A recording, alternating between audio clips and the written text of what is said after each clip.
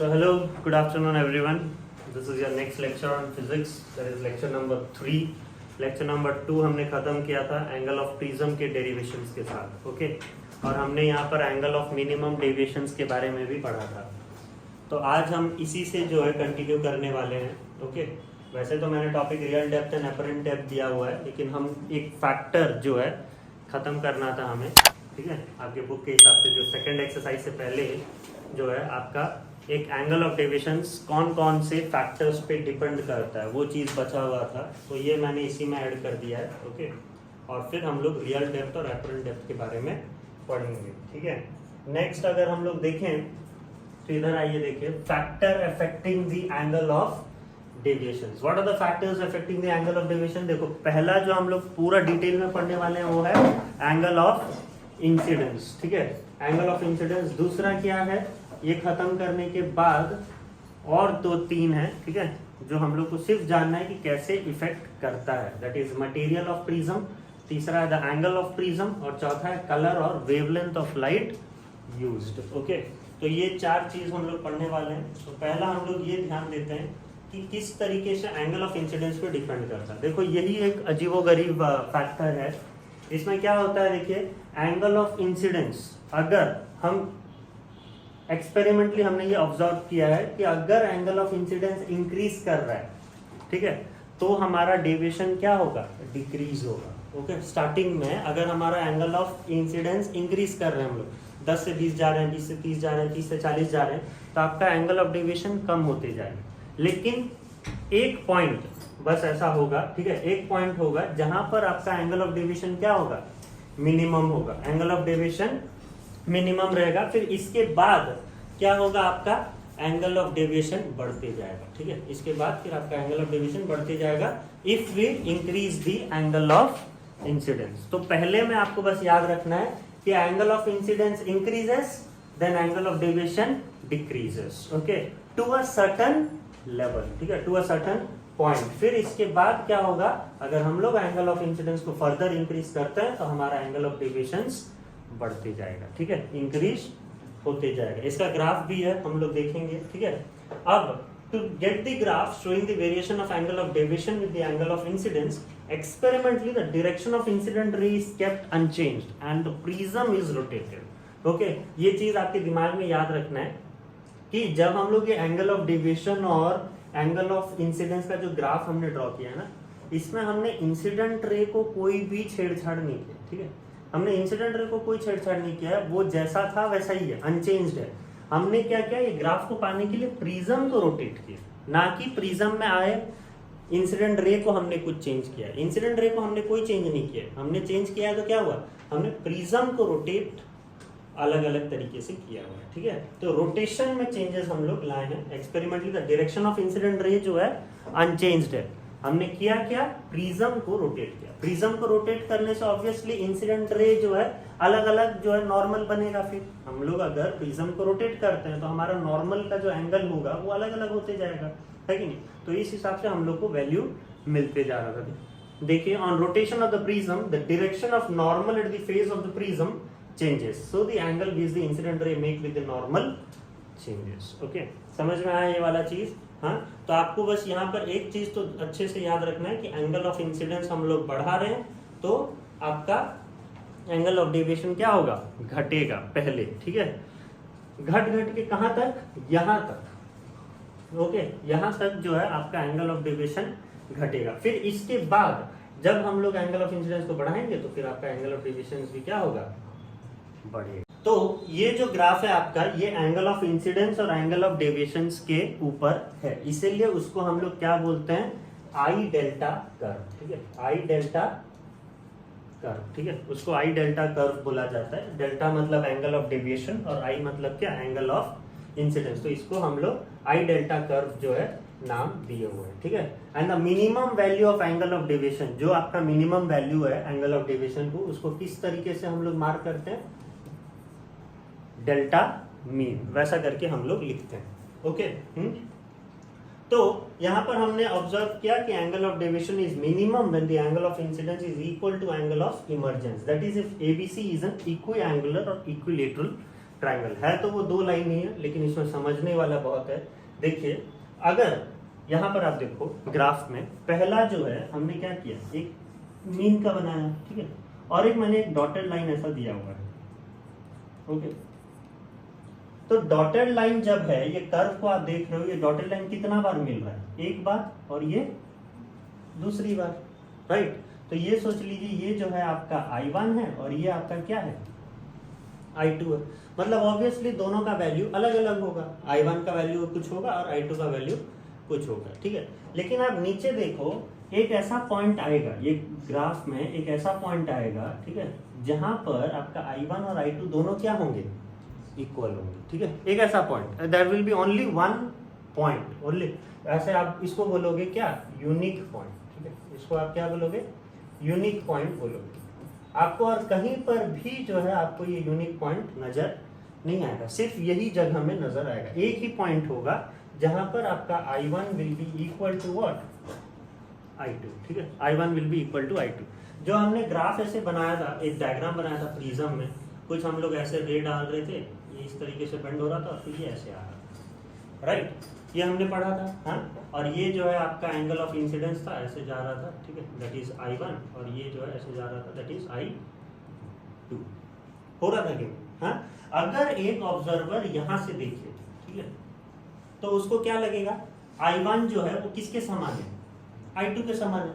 लेकिन अगर मैं प्रिंसिपल ऑफ रिवर्सिबिलिटी फॉलो करूं और मैं अगर यहां से देखूं, ठीक है, तो फिर भी उसको क्या लगेगा, I2 will be equal to what, I1, क्योंकि हमको पता है कि रे ऑफ लाइट जो है सेम पाथ फॉलो करता है कि नहीं। अगर मैं यहां से लेके जाऊं तो ये ऐसे जाएगा और फिर ऐसे इमर्जेंट होगा।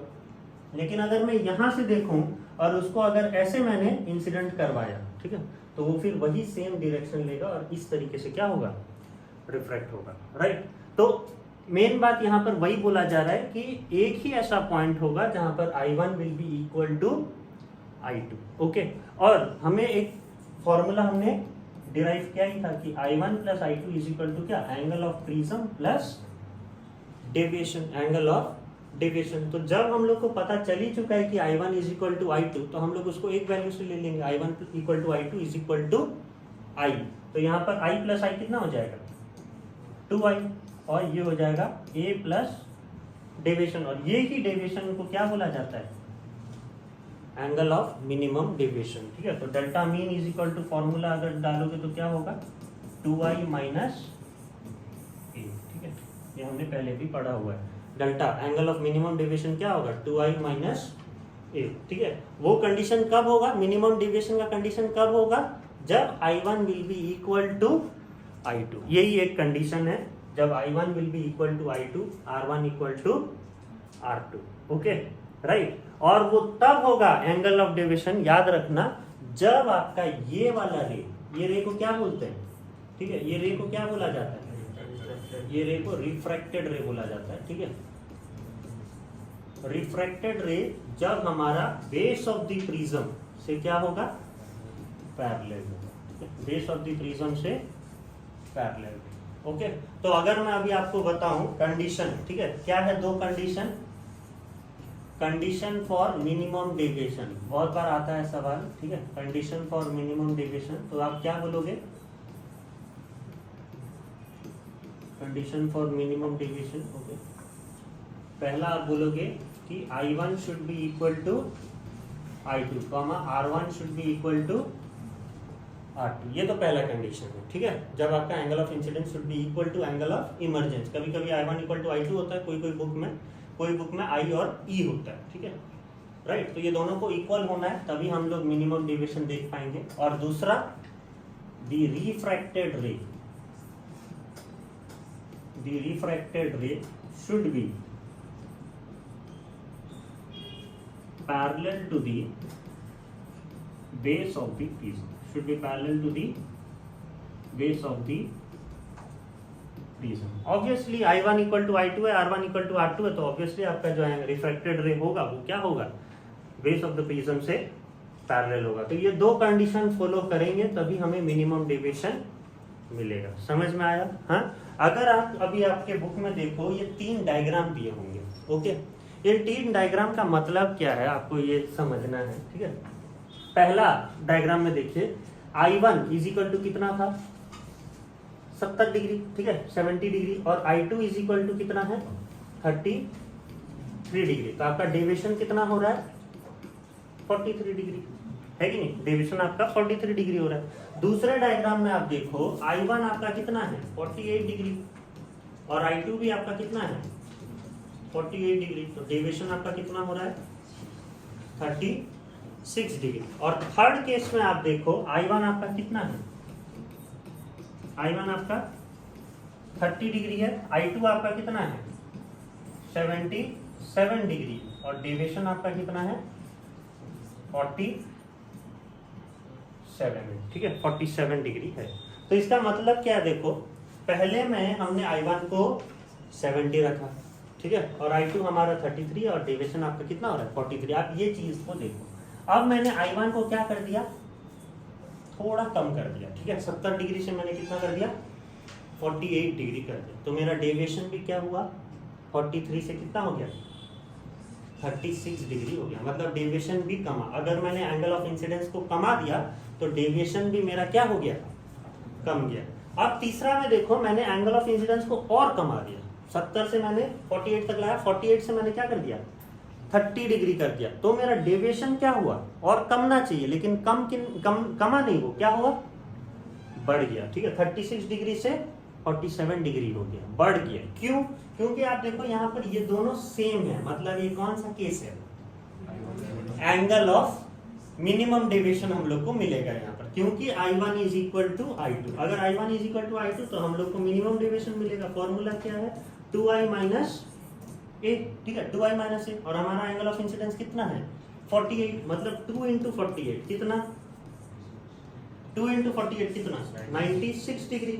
और आपका एंगल ऑफ प्रिज्म एक इक्विलेटरल ट्रायंगल है, बोल रहा है इक्विलेटरल ट्रायंगल है, तो एंगल ऑफ प्रिज्म कितना होगा 60 डिग्री, है कि नहीं? ये भी 60 होगा, ये भी 60 होगा और ये भी 60 होगा, इक्विलेटरल ट्रायंगल है। ओके, तो 2I माइनस 60 डिग्री, ठीक है, मतलब 96 डिग्री माइनस 60 डिग्री, तो कितना हुआ एंगल ऑफ मिनिमम डेविएशन 36। इससे नीचे अभी हम लोग को मिलेगा हाँ 96 माइनस 60 कितना 36 डिग्री। इससे नीचे हमें मिलेगा नहीं, क्योंकि यही है एंगल ऑफ क्या मिनिमम डेविएशन। अगर मैं अभी I1 को और कम करूं भी तो मेरा एंगल ऑफ डेविएशन और कम नहीं होगा, क्योंकि ये मेरे को मिल चुका है मिनिमम डेविएशन। इससे कम होगा क्या? नहीं, मतलब अभी मुझे ये वाला पॉइंट मिल गया है। ओके, ये वाला पॉइंट मिल गया। अब इससे और अगर मैं फर्दर इंक्रीज करूं या डिक्रीज करूं तो आपका एंगल ऑफ इंसिडेंस क्या होगा, एंगल ऑफ डेविएशन क्या होगा बढ़ेगा, राइट। तो हम लोग को वही चीज जो है ध्यान देना है यहाँ पर। आपको सेकंड केस में it's a case of what minimum deviation, second case. Okay, अब थर्ड केस में मैंने एंगल ऑफ इंसिडेंस को बढ़ाया या एंगल ऑफ इंसिडेंस को कमा रहा हूं, तो आपका एंगल ऑफ डेविएशन क्या होगा इससे कम तो नहीं होगा, ठीक है, इससे ज्यादा ही होगा। तो हमने देखो एंगल ऑफ इंसिडेंस को और कमा दिया, लेकिन आपका डेविएशन देखो बढ़ने लग गया, 36 से क्या हो गया 47 हो गया। ओके, तो ये चीज आपको समझ में आया क्या हुआ, राइट। नेक्स्ट आपके और तीन हैं, that is material of the prism. Material of the prism मतलब क्या आप समझ जाइएगा, वो है रिफ्रैक्टिव इंडेक्स, ठीक है।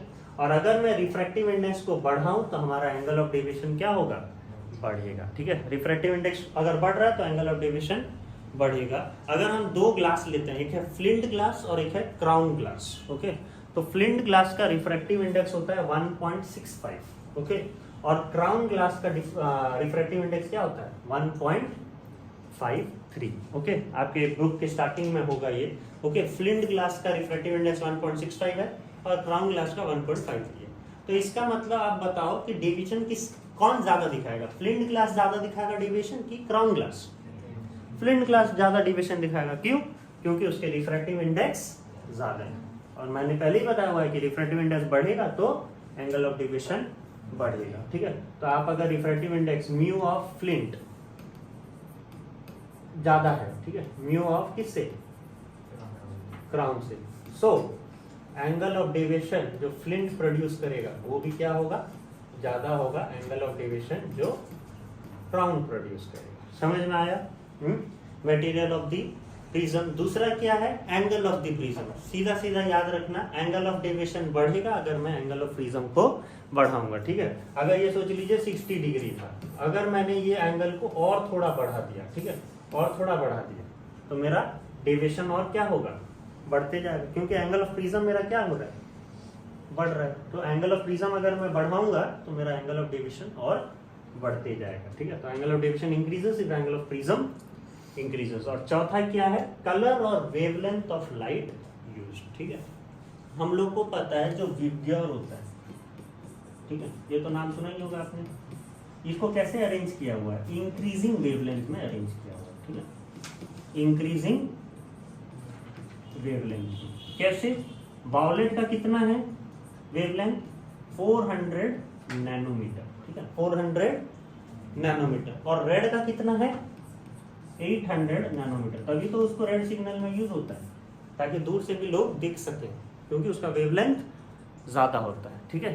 तो 100 nm है, मतलब उसको जो है इंक्रीजिंग वेवलेंथ में रखा गया। और हमें पता है कि वेवलेंथ अगर इंक्रीज कर रहा है तो रिफ्रैक्टिव इंडेक्स क्या होगा, कम हो रहा है, ठीक है।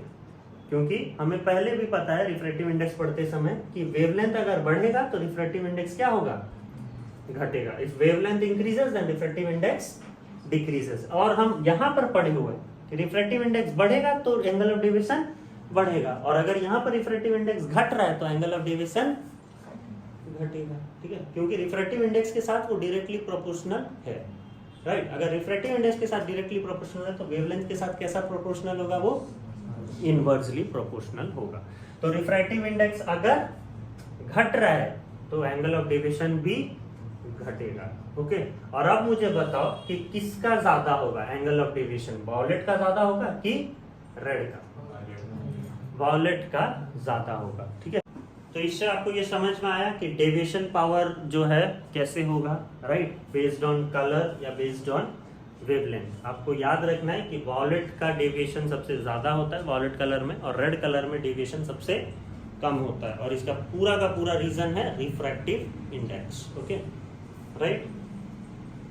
तो ये तो आपका था एक topic, that was angle of deviation. अब एक नया टॉपिक है आपके साथ, वो है real depth and apparent depth, ठीक है। Real depth and apparent depth का मतलब क्या होता है, कभी कभी जो है हम भर में जीते हैं, हाँ? कैसा, अगर आप कहीं नीचे हो, स्विमिंग पूल के नीचे हो या कुछ, ठीक है, तो आपके सोच लो पैर लंबा होता है, लेकिन जो ऊपर से देख रहा है उसको क्या लगता है, पैर जो है थोड़ा छोटा है, राइट, ऐसा लगता है कि नहीं, हाँ?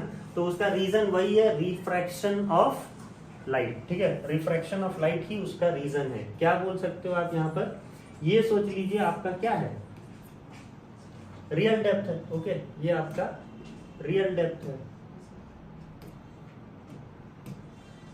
ओके, और ये आपका क्या है, एपरेंट डेप्थ है। मतलब ये जो है आपका क्या है, वर्चुअल डेप्थ है, वो आपका रियल डेप्थ नहीं है, वो वर्चुअल डेप्थ है। इसका रीजन मैं बता रहा हूं आपको, ठीक है। सोच लीजिए इसका एक ये है, क्या बोलते हैं, डेरिवेशन है। आप ध्यान दीजिए, ये डायग्राम को ध्यान दीजिए, ओके। यहाँ पर ओ जो है एक पॉइंट ऑब्जेक्ट है, ठीक है, ओ जो है एक पॉइंट ऑब्जेक्ट है। आप बाद में उसको एक मछली समझ लीजिएगा या कुछ भी समझ लीजिएगा, ठीक है, ये एक पॉइंट ऑब्जेक्ट है। यहाँ से मैंने एक रे ऑफ लाइट को इंसिडेंट करवाया है, ओके। वो इंसिडेंट मैंने कैसे करवाया है, नॉर्मली करवाया, ठीक है। तो हम लोग पहले से पढ़ते आ रहे हैं कि नॉर्मली अगर हम लोग किसी भी लाइट को इंसिडेंट कर रहे हो तो दे पासेस अनडेविएटेड, ठीक है, वो अनडेविएट पास करता है। और दूसरा रे ऑफ लाइट को मैंने थोड़ा ऑब्लिकली जो है किया है, ठीक है, ऑब्लिकली जो है इंसिडेंट करवाया है ऑन सरफेस पी क्यू, ठीक है। तो ये जस्ट बिकॉज हम लोग डेंसर से रेरर आ रहे हैं, तो हम लोग का रूल क्या कहता है कि जब हम we are travelling from denser to rarer medium, the ray of light passes away from the normal, okay. तो ये सोच लीजिए आपका नॉर्मल मैंने ड्रॉ किया, तो वो जाना तो चाहिए ऐसे, लेकिन वो जाएगा कैसे, इस तरफ जा रहा है, अवे फ्रॉम दी नॉर्मल जा रहा है, ओके। और नॉर्मल के साथ जो भी एंगल बनाते हैं दैट विल बी क्या, एंगल ऑफ रिफ्रैक्शन, और यहाँ पर एंगल ऑफ क्या, इंसिडेंस, ओके। तो अगर मैं यहाँ पर ध्यान देता हूँ, ठीक है, इसको मैं थोड़ा सा जो है प्रीवियसली ऐसे बैकवर्ड करता हूँ, okay.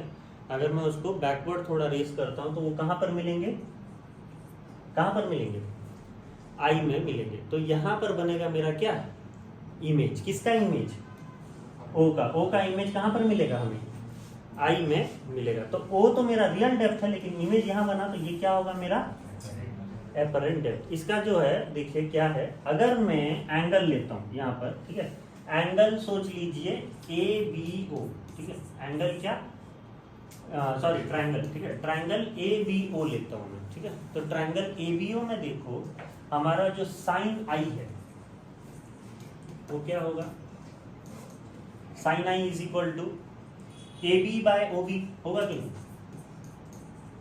A B by O B, क्योंकि एंगल के अपोजिट जो भी होता है वो क्या होता है, परपेंडिकुलर, ठीक है। और साइन क्या होता है, परपेंडिकुलर बाय हाइपोटेनस। तो ये है परपेंडिकुलर और ये होगा मेरा क्या, हाइपोटेनस, क्योंकि परपेंडिकुलर के साथ बनता है क्या, बेस। तो A B by O B, समझ में आया, हाँ। Sine I is equal to A B by O B. अगर मैं ये ट्रायंगल को नहीं लेके अब ये छोटा वाला ट्रायंगल लेता हूं, कौन सा है ये triangle, triangle A B I, ठीक है, ए बी आई। तो यहां पर मुझे साइन आर मिलेगा।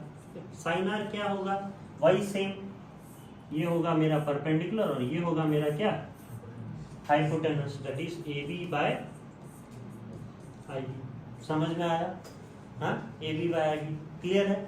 अगर अभी मैं स्नेल्स लॉ लगाऊं, ठीक है, स्नेल्स लॉ लगाऊं, तो स्नेल्स लॉ क्या बोलता है, sine I by sine R, sine I by sine R, okay. और साइन आई क्या है, A B by O B, और साइन आर नीचे है, अगर मैं ऊपर लेके जाऊंगा तो वो क्या हो जाएगा, रेसिप्रोकल हो जाएगा कि नहीं, आई बी बाय ए बी होगा कि नहीं, होगा ना। अब ए बी कट गया तो क्या बचा, आई बी बाय ओ बी। कहाँ है ये आई बी, ये है आई बी और ये है ओ बी, समझ में आया, I B by O B, clear है।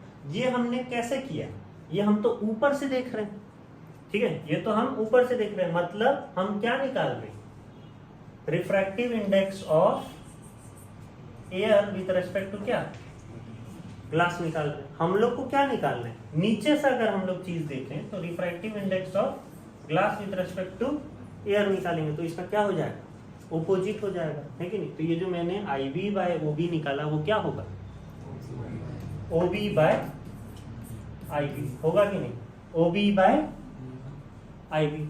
और मान के चलो कि ये ए और बी जो है बहुत ही ज्यादा क्या है, क्लोज है, ठीक है, मान के चलो, इट्स एन एजम्पशन मेड कि ए पॉइंट और बी पॉइंट, ये तो हम लोग को यहाँ डायग्राम में इतना दूर दिखा रहा है, असल में बहुत क्लोज रहते हैं वो, ठीक है, ए और बी। तो हम लोग को जो बी पॉइंट है, ये ओ बी जो है विल बी इक्वल टू क्या, ओ ए, ठीक है, और जो आई बी है that will be equal to क्या, I B is equal to क्या, आई, ठीक है, I B will be equal to I A, अगर हमने एजम्पशन माना तो, ओके। बी अगर बहुत ही क्लोज है ए से, ठीक है, तो ओ बी के जगह मैंने क्या ले लिया, ओ ए ले लिया, और आई बी के जगह मैंने क्या ले लिया, आई ए ले लिया, ठीक है। तो इसके हिसाब से refractive index is equal to क्या हो गया, ओ ए बाय आई ए, ठीक है, ओ ए बाय आई ए। और ओ ए मेरा क्या है, रियल डेप्थ, ठीक है, ओ ए मेरा रियल डेप्थ है, और आई ए मेरा क्या है, ठीक है, आई ए मेरा क्या है, एपरेंट डेप्थ। तो यहां से ये फॉर्मूला आया। हमेशा याद रखना कि refractive index is equal to क्या, real depth by apparent depth, okay. ये जो मैंने आपको ये करवाया डेरिवेशन, वो ऐसे तो पूछता नहीं है आपको कि कहाँ से ऐसे आया करके, ओके। एग्जाम्स में कभी नहीं पूछता है कि ये डेरिवेशन, लेकिन आपको जानना जरूरी है, ठीक है, तब आप जो है ये चीज के बारे में बता पाओगे कि real depth by apparent depth कैसे हुआ करके, ओके। अगर मैं यही चीज आगे शिफ्ट के बारे में बताऊं, शिफ्ट का मतलब क्या है, वो तो रियल डेप्थ है, और ये मुझे क्या दिख रहा है, वर्चुअल डेप्थ है, वो सोच लीजिए, एपरेंट डेप्थ है, मतलब कितना से रेज हो रहा है, वो इतना से रेज हो रहा है कि नहीं, है कि नहीं, वो हमें फॉल्स इमेज दे रहा है इतना से, राइट। तो इतना से वो हमारा इमेज क्या हुआ, ऊपर की तरफ क्या हुआ, शिफ्ट हुआ, इसीलिए ये वाला चीज को हम लोग क्या बोलते हैं, शिफ्ट। शिफ्ट तब मिलता है जब हम रियल डेप्थ को एपरेंट डेप्थ से माइनस करें, ओके, तो हम लोग को ये शिफ्ट मिल जाएगा क्या? हाँ, अगर ये x है सोच लो और ये y है तो ये क्या होगा? x minus y. समझ में आ रहा है? हाँ, तो यहाँ पर शिफ्ट इज इक्वल टू मैं क्या लिखा हूँ, देखिए real depth minus apparent depth. Okay, इसका अगर रिफ्रैक्टिव इंडेक्स के थ्रू अगर मैं बोलूं तो क्या होगा? हमें पता है कि refractive index is equal to real depth by apparent depth, और अगर मैं एपरेंट डेप्थ निकालूं तो क्या होगा? Real depth by mu. होगा कि नहीं? होगा ना? यहीं से अगर मैं एपरेंट डेप्थ को इधर ले जाऊं तो म्यू क्या होगा? इधर होगा। तो यहाँ पर अगर शिफ्ट इज इक्वल टू मैं लिखूं रियल डेप्थ सोच लो आर टी है, ओके, माइनस एपरेंट डेप्थ की जगह मैं क्या लिखूं? R D by mu. ठीक है, आर डी बाय म्यू। तो शिफ्ट इज इक्वल टू क्या? आर डी कॉमन जाएगा तो क्या होगा? 1 माइनस 1 बाय म्यू। समझ में आया? आया समझ में? हाँ, ये एक और फॉर्मूला है शिफ्ट का, that is R D into 1 minus 1 by mu. Okay, तो ये फॉर्मूला जब लगाओगे जब आपको एपरेंट डेप्थ नहीं पता होगा, आपको क्या पता होगा? रिफ्रैक्टिव इंडेक्स पता होगा। क्वेश्चंस करेंगे इसमें, ओके, तब आपको और अच्छे से समझ में आएगा। क्या है ये शिफ्ट के ऊपर बहुत सारे फैक्टर्स हैं। शिफ्ट जो है बहुत सारे फैक्टर्स के ऊपर डिपेंड करता है। पहला तो वही रिफ्रैक्टिव इंडेक्स या मटेरियल सोच लीजिए। अगर रिफ्रैक्टिव इंडेक्स आपका ज्यादा है तो आपका शिफ्ट जो है क्या होगा? ज्यादा होगा। ठीक है, अगर आपके डेंसर मीडियम के थिकनेस ज्यादा है तो आप सोच लीजिए शिफ्ट भी आपका ज्यादा होगा, क्योंकि सारे काम आपके डेंसर मीडियम के थ्रू ही हो रहा है। तो अगर इसका थिकनेस ज्यादा है तो आपके शिफ्ट ज्यादा होंगे। और अगर आपका कलर या फिर वेवलेंथ ऑफ इंसिडेंट लाइट, इस पे आपको पता है कि वेवलेंथ बढ़ेगा तो रिफ्रैक्टिव इंडेक्स घटेगा। तो अगर रिफ्रैक्टिव इंडेक्स घट रहा है तो आपका शिफ्ट भी घटेगा। इसका मतलब ये जो चीज है बस खाली इनवर्स भी प्रोपोर्शनल होगा, क्योंकि वेवलेंथ बढ़ रहा है तो शिफ्ट घट रहा है। ठीक है, क्योंकि वेवलेंथ बढ़ने से रिफ्रैक्टिव इंडेक्स घटता है, और रिफ्रैक्टिव इंडेक्स घटेगा तो शिफ्ट भी घटेगा। ठीक है, तो shift decreases with increase in the wavelength of light used. समझ में आया? हाँ, अगर इसी के ऊपर हम लोग एक चीज देखें, that is apparent bending of sticks under water. या आप नॉर्मली भी देख सकते हो, एक ग्लास लीजिएगा, ग्लास में पानी भर दीजिएगा, ओके, फुल से थोड़ा कम, ओके, पानी भर दीजिएगा और इसमें बस खाली आप पेंसिल एक डुबो दीजिएगा। ठीक है, तो आपको ऐसे लगेगा, पेंसिल को डुबाते ऐसे लगेगा कि पेंसिल आपका पीठ से टूट चुका है। ओके, आपको ऐसा लगेगा। क्यों? ऐसा बेंड नजर आएगा। आपने पेंसिल कुछ ऐसा रखा है तो आपका जो है इस तरीके से पेंसिल ऊपर का तो ऐसे दिखेगा, जो डूबा हुआ नहीं है, जो डूबा हुआ है ये ऐसे दिखेगा। ठीक है, लेकिन आपका पेंसिल ऐसा है नहीं, और रिफ्रैक्शन की वजह से ऐसा दिख रहा है। नॉर्मली घर में बैठे बैठे ये चीज कर सकते हैं। ओके, बस आपको बस एक ग्लास ऑफ वाटर चाहिए, ठीक है, कांच के ग्लास में रखिएगा और उसमें बस आप पेंसिल डुबो दीजिए, तो आपको ये चीज देखने को मिलेगा। राइट, तो यहाँ पर भी वही चीज है। यहाँ से हमने जो है 2 रे लिया हुआ है। ओके, जैसे देखिए 2 रे लिया हुआ है। 2 रे जो है जस्ट बिकॉज वो डेंसर से रेयर जा रहे हैं तो it passes away from the normal. अगर मैं उनको पीछे से बैकवर्ड जो है उनको रेस करूं तो वो कहां पर मिलेंगे? P डैश में। तो यहाँ पर मेरा इमेज बनेगा। तो कुछ इस प्रकार से इमेज बन रहा है। किसका? स्टिक का हो या पेंसिल का हो, कुछ भी हो। ठीक है, कुछ भी आप डाल दो वो ऐसा ही आपको दिखेगा। इसका रीजन क्या है? Refraction of light. ओके, ये तो हम नीचे से नहीं देख के कहाँ कर रहे हैं? ऊपर से देख रहे हैं। अगर नीचे से अगर हम लोग देखें तो, अगर हम नीचे से डेंसर मीडियम से अगर हम लोग ऊपर देखें तो हम लोग को उल्टा नजर आएगा। ठीक है, हम लोग को देखो यहाँ पर जब हम ऊपर से देख रहे थे तो हम लोग का इमेज छोटा नजर आ रहा था। ठीक है, ये मेरा सोच लीजिए रियल डेप्थ है, ये मेरा एपरेंट डेप्थ है। जब हम लोग नीचे से देखेंगे तो ये सोच लीजिए मेरा रियल डेप्थ है, तो मेरा एपरेंट डेप्थ कैसे दिखेगा?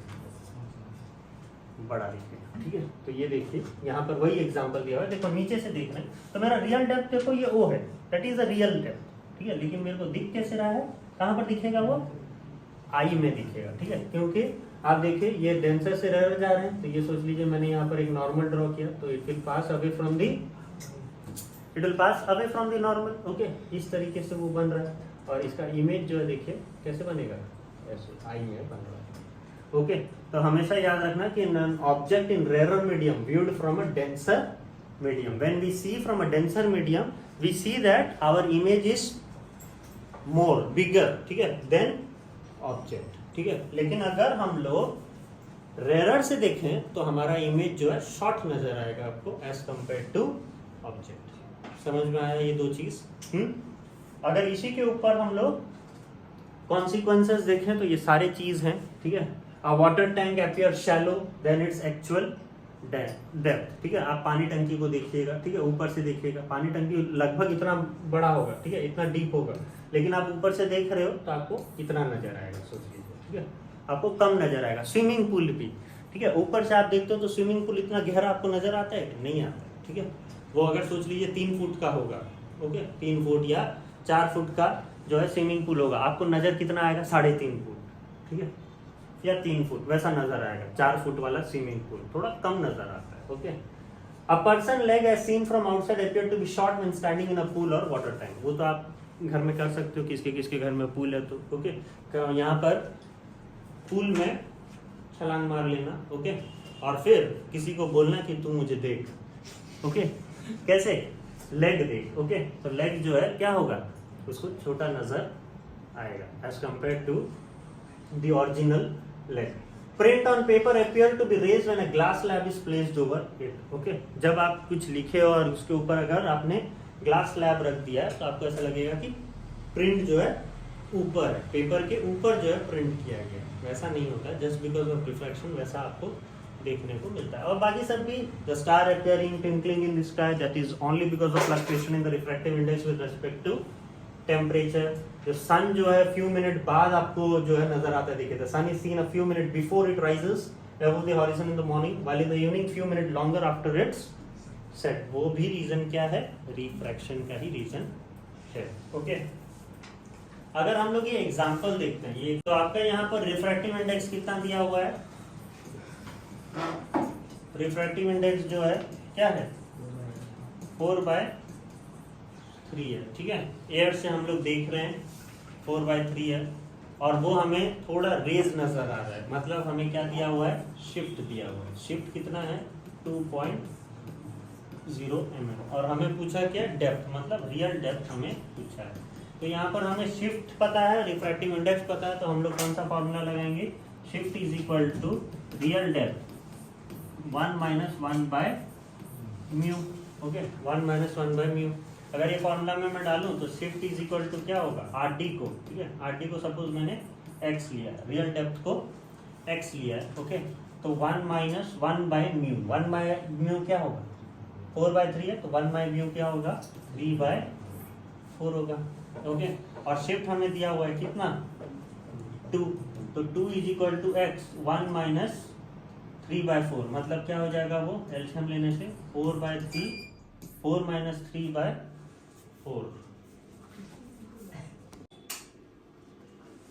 तो 2 इज इक्वल टू क्या है? x 4 - 3/4, तो 4 - 3/4 कितना हो जाएगा? 1/4 into x is equal to क्या होगा? 2। इसका मतलब क्या? x/4 इज इक्वल टू 2, या फिर x इज इक्वल टू कितना? 8.0 mm, ठीक है। तो ये होगा आपका क्या? ये आपका क्या होगा? Real depth, okay.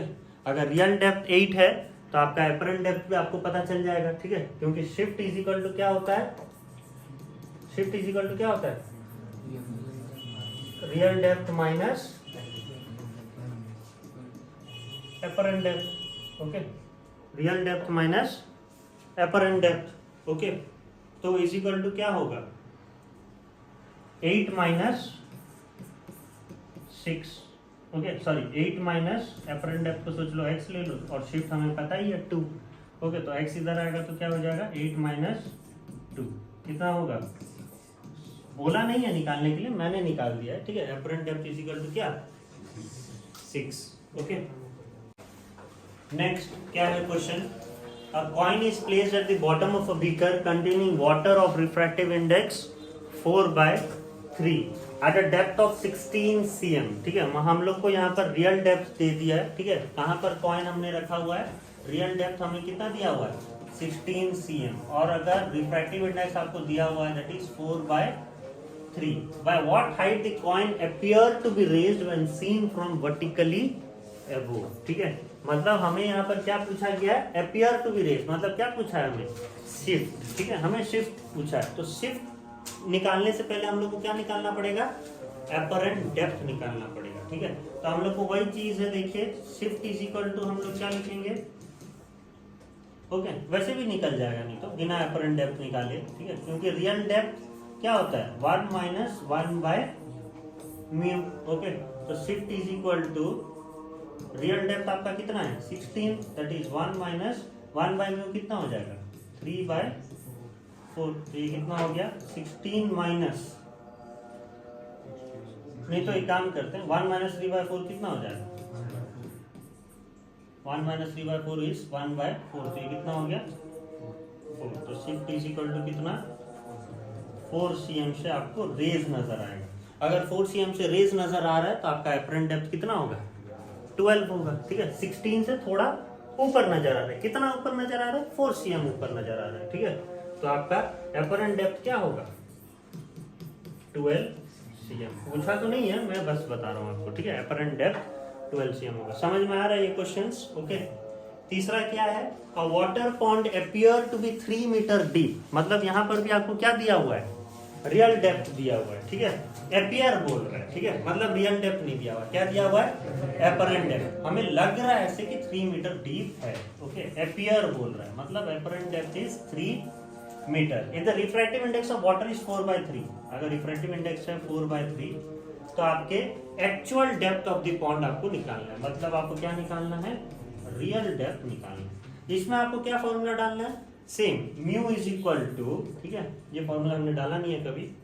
Mu is equal to क्या डालोगे, real depth by apparent depth, real depth by apparent depth. तो म्यू आपको कितना है 4/3, रियल डेप्थ आपको दिया नहीं है, सोच लीजिए इसको x ले लीजिए, और अपरेंट डेप्थ आपका कितना है 3, ओके। तो ये 3 कट गया, तो x इज इक्वल टू कितना 4, मतलब रियल डेप्थ कितना होगा, रियल डेप्थ कितना होगा ये वाटर पॉन्ड का 4 मीटर, लेकिन हमें लग कितना रहा है 3 मीटर, ठीक है।